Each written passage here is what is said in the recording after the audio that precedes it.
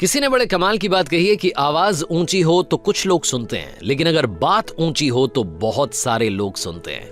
Hi guys, मैं हूं RJ Kartik. एक छोटी सी कहानी। ये कहानी एक लड़के की। 24 साल का लड़का जो सेठ के यहाँ पर नौकरी करता था। उसके माँ बाप इस दुनिया में नहीं थे। जिंदगी बड़ी परेशानी में चल रही थी। वो जाता था, रोजाना पैसे कमा करके घर आता था, खाना बनाता था, खाता था, सो जाता था। एक दिन उसने देखा कि उसने 4 चपाती और सब्जी बनाई। हाथ मुंह धोकर के वापस आया, तब तक 3 बची। दूसरे दिन भी यही हुआ। तीसरे दिन उसने ध्यान रखा और चूहे को पकड़ लिया। एक चूहा मोटा सा चपाती लेके जा रहा था। चूहे को पकड़ा तो चूहे ने कहा कि भैया मेरी किस्मत का क्यों खा रहे हो, मेरी चपाती तो मुझे ले जाने दो।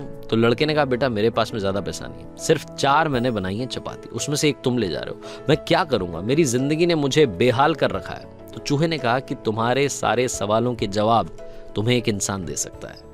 लड़के ने पूछा कि कौन है?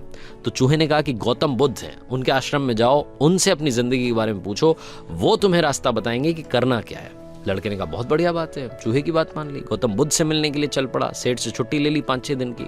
रास्ता लंबा था, रात हो गई। इस लड़के को कुछ दिखाई नहीं दे रहा था। थोड़ी दूर पर एक हवेली दिखाई दी, वहां गया, जाकर के शरण मांगी। हवेली की मालकिन ने पूछा कि बेटा कहाँ जा रहे हो? तो लड़के ने कहा कि गौतम बुद्ध के आश्रम जा रहा हूं, उनसे मिलने के लिए। तो मालकिन ने कहा कि बहुत बढ़िया जगह जा रहे हो, गौतम बुद्ध से हमारे एक सवाल का जवाब लेकर के आना, अगर वो सवाल का जवाब दे दें। तो लड़के ने कहा जरूर, आपका सवाल पूछूंगा, बताइए। तो हवेली की मालकिन ने कहा कि बेटा मेरी 20 साल की बेटी है, जो 20 सालों से एक शब्द नहीं बोली है, बोल नहीं सकती है। बस उनसे पूछ लेना कि ये बेटी कब बोलेगी। ये बोलते बोलते उनकी आंखों में आंसू आ गए। लड़के ने कहा माता जी आप परेशान मत हो, मैं जाऊंगा और आपके सवाल का जवाब जरूर लेकर आऊंगा।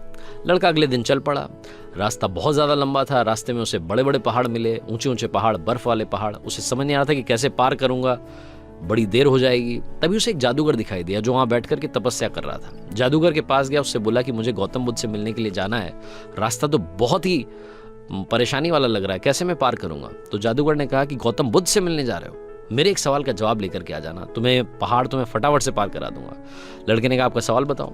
तो जादूगर ने कहा कि 1000 सालों से यहाँ पर इसी पहाड़ पर तपस्या कर रहा हूँ स्वर्ग जाने के लिए, मुझे समझ नहीं आ रहा कि स्वर्ग कब जाऊंगा। तो लड़के ने कहा ठीक है, आपके सवाल का जवाब लेकर के आते हैं। जादूगर ने छड़ी घुमाई, लड़के को पहाड़ पार करा दिए। मैदानी इलाका आ गया। वहां पर एक बड़ी सी नदी थी। लड़के के सामने फिर से समस्या थी कि अब ये नदी कैसे पार करें। तभी उसे वहां पर एक बड़ा सा कछुआ दिखाई दिया। कछुए से मदद मांगी कि आपकी पीठ पर बैठा करके मुझे नदी पार करा दीजिए। कछुए ने कहा ठीक है। जब नदी पार कर रहे थे तो कछुए ने पूछा कि कहाँ जा रहे हो? तो लड़के ने कहा गौतम बुद्ध से मिलने जा रहा हूँ। कछुए ने कहा वाह यार, बड़ी अच्छी जगह जा रहे हो, एक काम करना मेरे सवाल का जवाब ले आना। तो लड़के ने कहा कि आपका भी सवाल बताइए। तो कछुए ने अपना सवाल बताया कि मैं बड़े टाइम से 500 सालों से इसी नदी में हूँ और ड्रैगन बनने की कोशिश कर रहा हूँ, ड्रैगन कब बनूंगा ये बस पूछ करके आ जाना। लड़के ने कहा ठीक है। लड़का पहुंचा आश्रम में, गौतम बुद्ध के पास। प्रवचन चल रहा था, प्रवचन खत्म हुआ। गौतम बुद्ध ने कहा कि हर कोई मुझसे सवाल पूछ सकता है, लेकिन सिर्फ 3 सवालों के जवाब दिए जाएंगे। अब लड़के के सामने समस्या थी कि किसके सवाल को ड्रॉप करें, किसका सवाल छोड़ें और किसका पूछें। लड़के ने सोचना शुरू किया। सबसे पहले हवेली की मालकिन नजर में आई, ध्यान में आई, तो उसे लगा कि वो तो अपनी बेटी का इलाज कराना चाह रही है, उनकी बेटी बोल नहीं रही है, उनकी आंखों में आंसू थे, उनका सवाल पूछना जरूरी है। दूसरी जो तस्वीर उसके दिमाग में आई, नजर में आई, वो आई जादूगर की। जादूगर 1000 साल से वहां तपस्या कर रहा है बर्फ के पहाड़ में।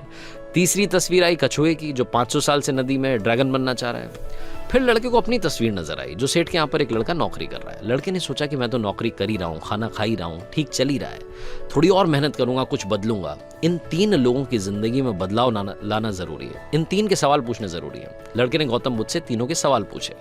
गौतम बुद्ध ने जवाब दिया सबसे पहले हवेली की मालकिन के सवाल का। उन्होंने कहा कि उस मालकिन की जो बेटी है 20 साल की, उसकी जैसे ही शादी होगी वो लड़की बोलना शुरू कर देगी। दूसरे सवाल का जवाब देते हुए गौतम बुद्ध ने कहा कि जो जादूगर है उससे कहना कि वो छड़ी छोड़ दे, जिस दिन उसने छड़ी छोड़ दी, छड़ी का त्याग कर दिया, वो स्वर्ग चला जाएगा।